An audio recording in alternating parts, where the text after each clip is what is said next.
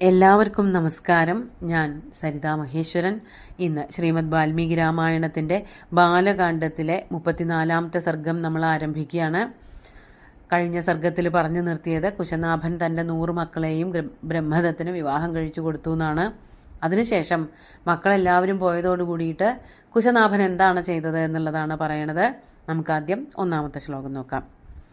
കൃതോദ്വാഹേ ഗതേ തസ്മിൻ ബ്രഹ്മദത്തേ ച രാഘവ അപുത്രഃ പുത്രലാഭായ പൗത്രീമിഷ്ടിമ കൽപ്പയത്. കൃതോദ്വാഹേ ഗതേ തസ്മിൻ ബ്രഹ്മദത്തേ ച രാഘവ. അല്ലയോ രാഘവ, ശ്രീരാമചന്ദ്ര, കൃതോദ്വാഹേ ഗതേ തസ്മിൻ ബ്രഹ്മദത്തേ, വിവാഹമൊക്കെ കഴിഞ്ഞിട്ട് ആ ബ്രഹ്മദത്തൻ തന്റെ മക്കളെ എല്ലാവരെയും കൊണ്ടുപോയപ്പോൾ, അപ്പൊ ആരും ഇല്ലാതെയായി. കുശനാഭന്റെ കൂടെ ഒറ്റ മക്കളും ഇല്ലാതെയായി തീർന്നു. എല്ലാവരെയും വിവാഹം കഴിച്ചു കൊടുത്തു. വിവാഹം കഴിച്ചിട്ട് ഏതൊരു രാജ്യത്തെ രാജാവിനാണോ വിവാഹം കഴിച്ചു കൊടുത്തത് അവിടേക്ക് എല്ലാ പെൺകുട്ടികളും പോവുകയും ചെയ്തു. അതോടുകൂടിയിട്ട് കുശനാഭൻ ഒറ്റയ്ക്കായിപ്പോയി. അതോട് കുശനാഭൻ എന്തായി? പുത്രലാഭായ, പുത്രന്മാരെ അല്ലെങ്കിൽ പുത്രിമാരെ ആരും ഇല്ലാതെയായി തീർന്ന ആ കുശനാഭൻ ഒരു പുത്രനുണ്ടാകുന്നതിന് വേണ്ടിയിട്ട് പൗത്രീം ഇഷ്ടിം അകൽപ്പയത്. പൗത്രി ഇഷ്ടി എന്ന് പറഞ്ഞാൽ പുത്രകാമേഷ്ടി യാഗം. നമ്മൾ ആദ്യം കണ്ടു ദശരഥൻ ചെയ്തതായിട്ടുള്ള യാഗം. അതേ യാഗം തന്നെ കുശനാഭൻ ചെയ്യുകയുണ്ടായി. ഒരു മകനുണ്ടാവാൻ വേണ്ടിയിട്ട്. മക്കളെല്ലാവരും പോയില്ലോ, ഇനി ഒരു മകനുണ്ടായിക്കോട്ടെ എന്ന് വിചാരിച്ചിട്ട് കുശനാഭൻ ഒരു പുത്രകാമേഷ്ടി യാഗം ചെയ്തു. എന്നിട്ട് 2ാമത്തെ ശ്ലോകം നോക്കാം. ഇഷ്ട്യാം തു വർത്തമാനായാം കുശനാഭം മഹീപതിം ഉവാച പരമോദാരഃ കുശോ ബ്രഹ്മസുതസ്തദാ. ഇഷ്ട്യാം തു വർത്തമാനായാം, ഇഷ്ടി നടന്നുകൊണ്ടിരിക്കുമ്പോൾ, അതായത് യാഗം വളരെ ഭംഗിയായിട്ട് നടത്തിക്കൊണ്ടിരിക്കുകയാണ്. നടത്തിക്കൊണ്ടിരിക്കുകയാണെന്ന് പറഞ്ഞല്ലോ. പുത്രകാമേഷ്ടി യാഗം നടത്തുകയായിരുന്നു കുശനാഭൻ. ആ സമയത്ത് ഇഷ്ട്യാം തു വർത്തമാനായാം കുശനാഭം മഹീപതിം ഉവാച, അങ്ങനെ യാഗം ചെയ്തുകൊണ്ടിരിക്കുന്ന മഹാരാജാവായിട്ടുള്ള കുശനാഭനോട് പറഞ്ഞു. ആരാ പറഞ്ഞത്? ബ്രഹ്മസുതഃ കുശോ പരമോദാരഃ കുശഃ. ബ്രഹ്മസുതനായിട്ടുള്ള പരമോദാരനായിട്ടുള്ള മഹാനുഭാവനായിട്ടുള്ള കുശൻ എന്ന് പറഞ്ഞ ആ തപസ്വി, അതായത് കുശനാഭന്റെ അച്ഛൻ. കുശനാഭന്റെ അച്ഛന് 4 മക്കളുണ്ടായി എന്നൊക്കെ നമ്മൾ പറഞ്ഞുല്ലോ. കൗശംബൻ, കുശനാഭൻ, അധൂർത്ത രജസ്, വർണി എന്നൊക്കെ പറഞ്ഞിട്ട് 4 മക്കളുണ്ടായി എന്ന് കഴിഞ്ഞ സർഗങ്ങളിൽ പറഞ്ഞു. ആ കുശനാഭന്റെ കഥയാണല്ലോ, അത് കഴിഞ്ഞിട്ടില്ല. കുശനാഭനോട് പിതാവായിട്ടുള്ള കുശൻ വന്നിട്ട്, ബ്രഹ്മാവിന്റെ പുത്രനായിട്ടുള്ള കുശനാണ്, അദ്ദേഹം വന്നിട്ട് ഇപ്രകാരം പറഞ്ഞു. യാഗം നടത്തിക്കൊണ്ടിരിക്കുമ്പോൾ തന്നെ ഇപ്രകാരം പറഞ്ഞു. എന്താ പറഞ്ഞത്? 3ാമത്തെ ശ്ലോകം നോക്കാം. പുത്രസ്തേ സദൃശഃ പുത്ര ഭവിഷ്യതി സുധാർമ്മിക ഗാധിം പ്രാപ്സ്യസി തേന ത്വം കീർത്തിം ലോകേ ച ശാശ്വതീം. ഹേ പുത്ര, അല്ലയോ കുശനാഭ മകനെ, നിനക്ക് നിന്നെ പോലെ തന്നെ സുധാർമ്മികനായിട്ടുള്ള ഒരു പുത്രനെ കിട്ടും. അതാണ് സുധാർമ്മിക തേ സദൃശ പുത്ര ഭവിഷ്യതി. വളരെയധികം ധർമ്മിഷ്ഠനായ, ധാർമ്മികനായിട്ടുള്ള, തേ സദൃശ, നിന്നെ പോലെ തന്നെ ഇരിക്കുന്ന, നിന്നെ പോലെ തന്നെ ധർമ്മനിഷ്ഠയുള്ളവനായിട്ടുള്ള ഒരു പുത്രൻ നിനക്ക് ഉണ്ടാവുക തന്നെ ചെയ്യും. അനുഗ്രഹം കൊടുക്കുകയാണ്. അച്ഛൻ വന്നിട്ട് മകനെ അനുഗ്രഹിക്കുകയാണ്. നിനക്ക് നിന്നെ പോലെ തന്നെ ധാർമ്മികനായിട്ടുള്ള ഒരു പുത്രനെ ലഭിക്കും. ആ പുത്രന്റെ പേരെന്താണ്? ഗാധിം പ്രാപ്സ്യസി. ഗാധി എന്നായിരിക്കും ആ പുത്രന്റെ പേര്. നീ ആ പുത്രന് ഗാധി എന്ന് പേര് കൊടുക്കണം. തേന ഗാധിന, ഗാധി എന്ന് പേരുള്ള ആ പുത്രനെ കൊണ്ട് ലോകേ ത്വം ശാശ്വതീം കീർത്തിം പ്രാപ്സ്യസി. ലോകത്തില് നിനക്ക് ശാശ്വതമായിട്ടുള്ള കീർത്തി ഉണ്ടാവുകയും ചെയ്യും. അപ്പൊ കുശനാഭനോട് പറയാണ്, നിനക്ക് യാഗം ചെയ്യണതിന്റെ ഫലമായിട്ട് ഒരു പുത്രനെ കിട്ടും. ആ പുത്രന്റെ പേര് ഗാധി എന്നാണ്, അല്ലെങ്കിൽ ഗാധി എന്നാവും. നീ ആ പുത്രന് ഗാധി എന്ന് പേര് കൊടുക്കണം.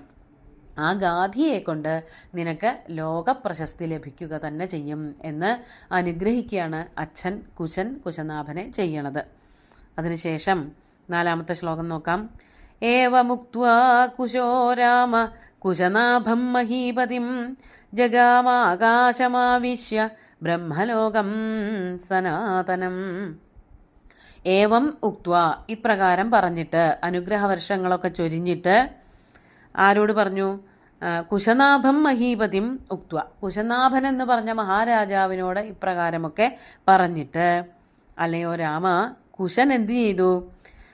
ജഗാമ ആകാശമാവിശ്യ ബ്രഹ്മലോകം സനാതനം, ആകാശം ആവിശ്യ സനാതനം ബ്രഹ്മലോകം ജഗാമ, ആകാശമാർഗത്തിലൂടെ സഞ്ചരിച്ചിട്ട് ബ്രഹ്മലോകത്തിലേക്ക് എത്തിച്ചേർന്നു. അതായത് കുശൻ ഇവിടുത്തെ ജീവിതം അവസാനിപ്പിച്ച് ബ്രഹ്മലോകത്തിലേക്ക് പോയി. കുശനാഭന് അനുഗ്രഹം കൊടുക്കുകയും ചെയ്തു. ഉത്തമനായിട്ടുള്ളൊരു പുത്രൻ ഉണ്ടാവും, ഗാധി എന്നാവും പേര് എന്നൊക്കെ പറഞ്ഞ് അനുഗ്രഹിച്ചിട്ട് കുശൻ ബ്രഹ്മലോകത്തിലേക്ക്, ബ്രഹ്മാവിൻ്റെ പുത്രനാണല്ലോ, അച്ഛൻ്റെ സമീപത്തേക്ക്, കുശൻ്റെ അച്ഛനായിട്ടുള്ള ബ്രഹ്മാവിൻ്റെ സമീപത്തേക്ക് പോവുകയും ചെയ്തു. സനാതനമായ എന്ന് പറഞ്ഞാൽ എന്നെന്നും നിലനിൽക്കുന്ന, ഒരിക്കലും നശിക്കാത്തതായിട്ടുള്ള ബ്രഹ്മലോകത്തിലേക്ക് പോവുകയും ചെയ്തു. സ്വർഗവും ഭൂമിയൊക്കെ നശിക്കും എന്ന് പറയുന്നുള്ളൂ, ബ്രഹ്മലോകങ്ങൾക്കൊന്നും നാശമില്ല, ബ്രഹ്മാദി ലോകങ്ങൾക്കൊന്നും നാശമില്ല. അങ്ങനെ ആ ലോകത്തിലേക്ക് കുശൻ പോവുകയും ചെയ്തു. അതിനുശേഷം കസ്യചിത്വധകാലസ്യ കുശനാഭസ്യ ധീമത ജജ്ഞേ പരമധർമ്മിഷ്ഠോ ഗാധിരിത്യേവ നാമത. കസ്യചിത്വധ കാലസ്യ അധ കസ്യചിത് കാലസ്യ, അങ്ങനെ കുറച്ചു കാലം കഴിയേ യാഗമൊക്കെ ചെയ്ത്, പുത്രകാമേഷ്ടി യാഗമൊക്കെ ഭംഗിയായിട്ട് ചെയ്ത്, അതിനുശേഷം കുറച്ചു കാലം കഴിഞ്ഞപ്പോൾ ധീമത കുശനാഭസ്യ, ധീമാനായ ബുദ്ധിമാനായ തപസ്വിയായിട്ടുള്ള ആ കുശനാഭന് എന്ത് സംഭവിച്ചു? പരമധർമ്മിഷ്ഠ ഗാധി ഇതി നാമത പുത്ര ജജ്ഞേ, പരമധർമ്മിഷ്ഠനായ, അത് അന്നത്തെ കാലത്ത് ജനിക്കുമ്പോൾ ധർമ്മിഷ്ഠനാണോ എന്നൊന്നും അറിയാൻ പറ്റില്ല, ജീവിതം കൊണ്ടാണ് അത് പിന്നെ തെളിയിക്കുന്നത്. അത് സത്യസന്ധമായി തീർന്നു, കുശന്റെ അനുഗ്രഹം വളരെ സത്യമായി തീർന്നു. അങ്ങനെ ധാർമ്മികനായിട്ടുള്ള ധർമ്മിഷ്ഠനായിട്ടുള്ള ഒരു പുത്രൻ, ഗാധി എന്നു പേരുള്ളൊരു പുത്രൻ കുശനാഭന് ജജ്ഞേ ജനിക്കുകയുണ്ടായി. എന്നിട്ടോ സപിതാ മമ കാകുത്സ്ഥ ഗാധി പരമധാർമ്മിക കുശവംശപ്രസൂതോസ്മി കൗശികോ രഘുനന്ദന. എന്നിട്ട് പറയാണ്, ആ ഗാധിയാണ് അല്ലയോ ശ്രീരാമ എൻ്റെ അച്ഛൻ. അതാണ് സപിതാമമ കാകുത്സ്ഥ, അല്ലയോ കാകുത്സ്ഥ, അല്ലയോ ശ്രീരാമചന്ദ്ര, സഹ പരമധാർമ്മിക ഗാധി മമ പിത, ആ പരമധാർമ്മികനായിട്ടുള്ള കുശനാഭന്റെ പുത്രനായിട്ടുള്ള ഗാധിയാണ് എൻ്റെ പിതാവ്, എൻ്റെ അച്ഛൻ.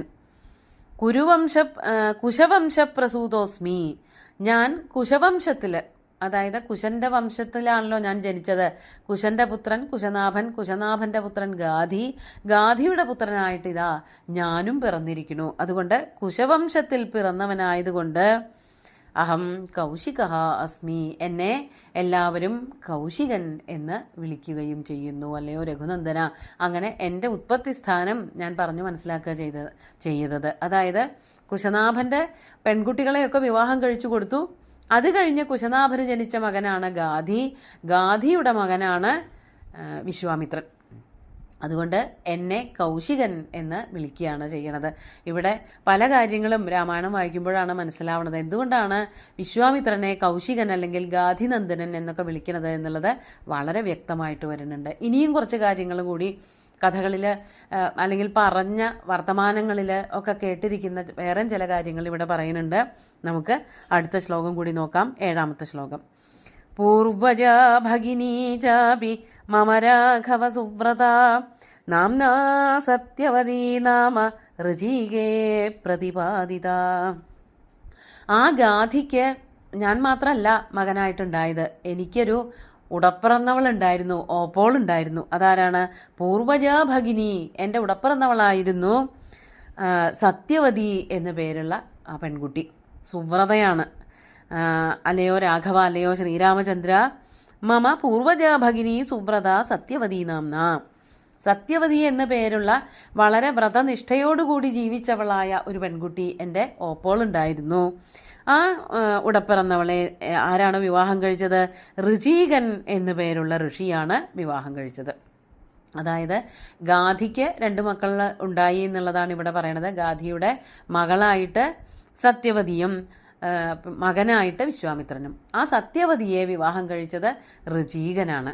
ഈ ഋചീകൻ എന്ന് പറയുന്ന ആള് ജമദഗ്നിയുടെ അച്ഛനാണ്. അതായത് വിശ്വാമിത്രന്റെ സഹോദരിയുടെ ഭർത്താവായിട്ടുള്ള ഋചീകൻ പരശുരാമന്റെ ഭാർഗവരാമന്റെ മുത്തശ്ശനുമാണ്. അവർ തമ്മിൽ വേറൊരു ബന്ധം കൂടി വരുന്നുണ്ട്. ഈ കഥകളൊക്കെ പറഞ്ഞു കേട്ടിട്ടുണ്ട്. അതായത് വിശ്വാമിത്രൻ രാജാവായിട്ട് ജനിച്ച് ഋഷിയായി തീർന്നവനാണ്. പരശുരാമനാകട്ടെ ഋഷിയായിട്ട് ജനിച്ചിട്ട് രാജകർമ്മങ്ങൾ, ക്ഷത്രിയ കർമ്മങ്ങളൊക്കെ ചെയ്തവനുമാണ്. അതിൽ അങ്ങനെ ഒരു സംഭവം അതിനിടയ്ക്ക് ഉണ്ടായിട്ടുണ്ട്. ആ കഥകളൊക്കെ പിന്നീട് പറയാം. ഇത് ഋചീകന്റെ പത്നിയായിട്ട് തൻ്റെ സഹോദരിയായിട്ടുള്ള സത്യവതിയെ വിവാഹം കഴിച്ചു കൊടുത്തു എന്നാണ് ഇവിടെ പറയണത്. പൂർവജയായിട്ടുള്ള ഭഗിനി, പൂർവജാച്ച മുൻപ് ജനിച്ചവളായിട്ടുള്ള സഹോദരിയെ ഋചീകന് വിവാഹം കഴിച്ചു കൊടുക്കുകയും ചെയ്തു. നമുക്ക് 8ാമത്തെ ശ്ലോകം നോക്കാം. സശരീരാഗതാ സ്വർഗം ഭർത്താരമനുവർത്തിനി കൗശികീ പരമോദാരാ പ്രവൃത്താ ച മഹാനദീ ദിവ്യാ പുണ്യോദകാരമ്യാ ഹിമവന്തമുപാശ്രിതാ ലോകസ്യ ഹിതകാര്യാർത്ഥം പ്രവൃത്താ ഭഗിനീ മമ. അങ്ങനെ ഋചീകന് വിവാഹം കഴിച്ചു കൊടുത്തപ്പോൾ അവൾ എന്ത് ചെയ്തു? സഹോദരി തന്റെ ശരീരം ഇവിടെ ഉപേക്ഷിച്ചിട്ട്, അതാണ് മനസ്സിലാക്കാൻ പറ്റണത്, സ്വർഗത്തിലേക്ക് പോയി. ഇവിടെ ശരീരത്തോടു കൂടിയിട്ട് സ്വർഗത്തിലേക്ക് പോയി എന്നാണ് പറയണത്. സശരീരാ ഗതാ സ്വർഗം ഭർത്താരം അനുവർത്തിനി. ഭർത്താവിനെ അനുഗമിക്കുന്നവളായിട്ടുള്ള ആ സത്യവതി ശരീരത്തോടു കൂടിയിട്ട് സ്വർഗലോകത്തേക്ക് പോയി. എന്നിട്ട് ഇവിടെ ബാക്കി വെച്ചതെന്താ? ആ പേരിൽ ഒരു നദി ഉണ്ടായി, സത്യവതി എന്ന പേരുള്ള ഒരു നദി. അല്ലെങ്കിൽ ആ നദിക്ക് മറ്റൊരു പേരുണ്ട്, അതാണ് കൗശികി പരമോദാരാ പ്രവൃത്താച മഹാനദി. സ്വർഗത്തിലേക്ക് സഹോദരി പോയപ്പോൾ ഇവിടെ അവളുടെ സാന്നിധ്യം ഉറപ്പിക്കാൻ വേണ്ടിയിട്ട് ഒരു നദീരൂപേണ പരിണമിക്കുകയാണ് ഉണ്ടായത്. ആ നദിയുടെ പേരാണ് സത്യവതി അഥവാ കൗശികി. പരമോദാര സ കൗശികി മഹാനദി പ്രവൃത്താച. പരമോദാരയായിട്ടുള്ള അവൾ ഭൂമിയിൽ ഒരു നദിയായിട്ട് രൂപാന്തരം പ്രാപിക്കുകയും ചെയ്തു. ആ നദി എങ്ങനെയുള്ളവളാണ്? ദിവ്യ പുണ്യോദക രമ്യ ഹിമവന്തം ഉപാശ്രിത. ദിവ്യയാണ്, ദിവ്യലോകത്തേക്കാണല്ലോ പോയത്, അതുകൊണ്ട് ദിവ്യയാണ്. പുണ്യോദകം, വളരെ ശുദ്ധമായിട്ടുള്ള എല്ലാവരെയും മംഗളം ആക്കി തീർക്കുന്ന അല്ലെങ്കിൽ പരിശുദ്ധരാക്കി തീർക്കുന്നതായിട്ടുള്ള ജലം ഉൾക്കൊള്ളുന്നവളാണ്. അതിസുന്ദരിയായിട്ട് നല്ല ഭംഗിയായിട്ട് ഒഴുകുന്ന ആ നദി ഹിമാലയത്തിൽ നിന്നാണ് ഉത്പതിക്കുന്നത്. അതാണ് ഹിമവന്തം ഉപാശ്രിത. ഹിമാലയത്തിന്റെ കൂടങ്ങളിൽ നിന്ന്, ശൃംഗങ്ങളിൽ നിന്ന് ഉദ്ഭവിക്കുന്നു. എന്നിട്ട് ലോകസ്യ ഹിതകാര്യാർത്ഥം പ്രവൃത്ത ഭഗിനി മമ. അങ്ങനെ കേവലം ഒരു മനുഷ്യജന്മമെടുത്ത് ഒരു ഭർത്താവിനെ അനുഗമിച്ച് അങ്ങോട്ട് പോവല്ലാണ്ടായത്. അവൾ ലോകത്തിന്, എൻ്റെ ഒപ്പമുള്ള ലോകത്തിന് വേണ്ടിയിട്ട്, ലോകത്തിന്റെ നന്മയ്ക്ക് വേണ്ടിയിട്ട് ഇവിടെ രൂപം പൂണ്ട ഒരു നദിയായിട്ട് പ്രവഹിക്കുകയാണ് ചെയ്യുന്നത്. ലോകസ്യ ഹിതകാര്യാർത്ഥം, ലോകത്തിന് ഹിതം വരാൻ വേണ്ടിയിട്ട്. ലോകത്തിന് എന്ന് വെച്ചാൽ ലോകത്തിൽ വസിക്കുന്ന ജനങ്ങൾക്കെല്ലാവർക്കും പുണ്യ നദിയായിട്ട് അവിടെ പോയിട്ട് സ്നാനം ചെയ്താൽ പരിശുദ്ധരാവുന്നതിന് വേണ്ടിയിട്ട്, ഐഹികമായിട്ടുള്ള ഗുണങ്ങൾക്കും ആമുഷ്മികമായിട്ട്, അതായത് മരണാനന്തരം സ്വർഗം ലഭിക്കുന്നതിനൊക്കെ കാരണക്കാരിയായിട്ട് അവൾ ഇവിടെ ഒരു നദിയായിട്ട് ഇതാ സഹോദരി ഒഴുകിക്കൊണ്ടിരിക്കുന്നു. എന്നിട്ട് ഞാൻ എന്താ ചെയ്യണത്? അതും കൂടി പറയാണ്. തദോഹം ഹിമവത് പാർശ്വേ വസാമി നിയതസുഖം ഭഗിന്യാം സ്നേഹ സംയുക്ത കൗശിക്യാം രഘുനന്ദന. അങ്ങനെ എനിക്ക് കുറച്ച് സഹോദരി വാത്സല്യം കൂടുതലാണ്. അതുകൊണ്ട് ഞാൻ ആ കൗശികി നദിയുടെ തീരത്താണ് താമസിക്കുന്നത്. എത്ര ഭംഗിയായിട്ടാ കാര്യങ്ങൾ പറയണേ നോക്കൂ.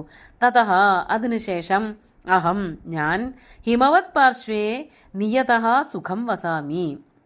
ഹിമവത് പാർശ്വങ്ങളില് ഈ കൗശികി നദി ഒഴുകുന്നതിന്റെ തീരത്താണ് വളരെ സന്തോഷത്തോടു കൂടിയിട്ട് സുഖമായിട്ട് ഞാൻ താമസിക്കുന്നത്. അതിനൊരു കാരണം വേറെയുണ്ട്. ഭഗിന്യാം സ്നേഹ സംയുക്ത, ഭഗിന്യാം കൗശിക്യാം സ്നേഹ സംയുക്ത. സഹോദരിയായിട്ടുള്ള എൻ്റെ ഉടപ്പിറന്നവളായിട്ടുള്ള കൗശികിയോടുള്ള എൻ്റെ അതിതീവ്രമായിട്ടുള്ള സ്നേഹപാരവശ്യം കാരണം, അല്ലയോ രഘുനന്ദന, ഞാൻ ആ നദിയുടെ തീരത്താണ് ആശ്രമം പണിത് താമസിക്കുന്നത്. സിദ്ധാശ്രമത്തിലേക്കൊക്കെ വേറെ ചില അത്യാവശ്യങ്ങളെ കൊണ്ടുവന്നതാണ്. അല്ലാത്ത കാലത്തൊക്കെ ഞാൻ ഈ ഹിമാലയത്തിന്റെ പാർശ്വങ്ങളിൽ ഈ കൗശികി നദിയുടെ തീരത്താണ് താമസിക്കുന്നത് എന്നർത്ഥം. വളരെ ഭംഗിയായിട്ടാണ് കഥ പറഞ്ഞു പോണത്. നമുക്ക് ഇന്നത്തെ ശ്ലോകങ്ങൾ ഒന്നുകൂടി ചൊല്ലാം. കൃതോദ്വാഹേ ഗതേ തസ്മിൻ ബ്രഹ്മദത്തേ ച രാഘവ അപുത്രഃ പുത്രലാഭായ പൗത്രീമിഷ്ടിമകൽപ്പയത് ഇഷ്ട്യാം തു വർത്തമാനായാം കുശനാഭം മഹീപതിം ഉവാച പരമോദാരഃ കുശോ ബ്രഹ്മസുതസ്തദാ പുത്രസ്തേ സദൃശഃ പുത്ര ഭവിഷ്യതി സുധർമ്മിക ഗാധിം പ്രാപ്സ്യസി തേന ത്വം കീർത്തിം ലോകേ ച ശാശ്വതീം ഏവമുക്ത്വാ കുശോ രാമ കുശനാഭം മഹീപതിം ജഗാമാകാശമാവിശ്യ ബ്രഹ്മലോകം സനാതനം കസ്യചിത്വഥ കാലസ്യ കുശനാഭസ്യ ധീമത ജജ്ഞേ പരമധർമ്മിഷ്ഠോ ഗാധിരിത്യേവ നാമത സപിതാ മമ കാകുത്സ്ഥ ഗാധിഃ പരമധാർമ്മിക കുരുവംശപ്രസൂതോऽസ്മി കൗശികോ രഘുനന്ദന പൂർവജാ ഭഗിനീ ചാപി മമ രാഘവ സുവ്രത നാംനാ സത്യവതീ നാമ ഋചികേ പ്രതിപാദിത സശരീരാ ഗതാ സ്വർഗം ഭർത്താരമനുവർത്തിനി കൗശികീ പരമോദാരാ പ്രവൃത്താ ച മഹാനദീ ദിവ്യാ പുണ്യോദകാ രമ്യാ ഹിമവന്തമുപാശ്രിത ലോകസ്യ ഹിതകാര്യാർത്ഥം പ്രവൃത്താ ഭഗിനീ മമ തതോഹം ഹിമവത്പാർശ്വേ വസാമി നിയതഃ സുഖം ഭഗിന്യാം സ്നേഹസംയുക്ത കൗശിക്യാം രഘുനന്ദന. അങ്ങനെ 10 ശ്ലോകങ്ങൾ ചൊല്ലുമ്പോഴാണ് ഒരു കാര്യം അങ്ങോട്ട് പറഞ്ഞ് തീരണത്. അങ്ങനെ സഹോദരിയോടുള്ള ഓപ്പോളോടുള്ള വാത്സല്യം കാരണം വിശ്വാമിത്രൻ ഈ നദിയുടെ തീരത്താണ് വസിക്കുന്നത് എന്ന് പറഞ്ഞാണ് നിർത്തിയിരിക്കുന്നത്. ഈ കൗശികി എന്ന പേരുള്ള നദി മറ്റൊരു പേരിൽ ഇന്ന് കോസി അല്ലെങ്കിൽ കോശി എന്നുള്ള പേരിലൊക്കെ നോർത്ത് ഇന്ത്യയിൽ ഒഴുകുന്നുണ്ട്. കാഞ്ചൻജംഗ പർവ്വതത്തിൽ നിന്നാണ് ഉദ്ഭവിക്കുന്നത്. ഹിമാലയത്തിൻ്റെ പാർശ്വങ്ങളിൽ തന്നെയാണ് അവിടെ നിന്ന് ഉദ്ഭവിച്ച് നേപ്പാൾ, ബീഹാർ തുടങ്ങിയിട്ടുള്ള ഭാഗങ്ങളിൽ കൂടെയൊക്കെ സഞ്ചരിക്കുന്നുണ്ട്. 720 കിലോമീറ്ററോളം സഞ്ചരിക്കുന്ന വലിയൊരു നദിയാണ്. ഹിമാലയത്തിൽ നിന്ന് തുടങ്ങുന്നത് കൊണ്ട് തന്നെ ധാരാളം വെള്ളം, നല്ല തണുത്ത വെള്ളമൊക്കെ ഉൾക്കൊള്ളുന്നൊരു നദിയാണ്. ഇപ്പോഴും ഒഴുകുന്നുണ്ട്. അത് കുറേ പ്രദേശങ്ങൾക്കൊക്കെ ബീഹാറിലെ പല ഭാഗങ്ങളിൽ കൂടെ അത് ഒഴുകുന്നുണ്ടെങ്കിലും അവിടെയൊക്കെ നല്ലവണ്ണം ചില സമയങ്ങളിൽ ദുരന്തമൊക്കെ വിതയ്ക്കുന്നുണ്ട്. എങ്കിലും ആ നദി ഇപ്പോഴും വളരെ ശക്തമായിട്ട് ഒഴുകി ഗംഗയിൽ ചെന്ന് ചേരുന്നുണ്ട്. അങ്ങനെ ആ നദിയെ പറ്റിയിട്ടാണ്, ആ നദിയാണ് വിശ്വാമിത്രൻ്റെ സഹോദരിയായിട്ട് പറയണത്. അപ്പോൾ നോക്കൂ, നമ്മുടെ ഒരു പാരമ്പര്യത്തിൻ്റെ മഹിമ. നദിയെയും മരങ്ങളെയും കാടിനെയും ഒക്കെ സഹോദരങ്ങളായിട്ടും ഉടപ്പിറന്നവളായിട്ടും ഒക്കെ കാണാൻ പറ്റണ അതിമഹത്തായ ഒരു സംസ്കാരത്തിൻ്റെ ഭാഗമാണ് നമ്മളെന്ന് ഊറ്റം കൊള്ളാം നമുക്കെല്ലാവർക്കും. ഭഗവാൻ ശ്രീരാമചന്ദ്രൻ്റെ കാൽക്കൽ ശ്ലോകങ്ങളൊക്കെ അർപ്പിച്ചുകൊണ്ട് ഗുരുവായൂരപ്പനെ സാഷ്ടാംഗം നമസ്കരിച്ചുകൊണ്ട് എല്ലാവർക്കും ശുഭദിനം നേർന്ന് നിർത്തട്ടെ. നന്ദി.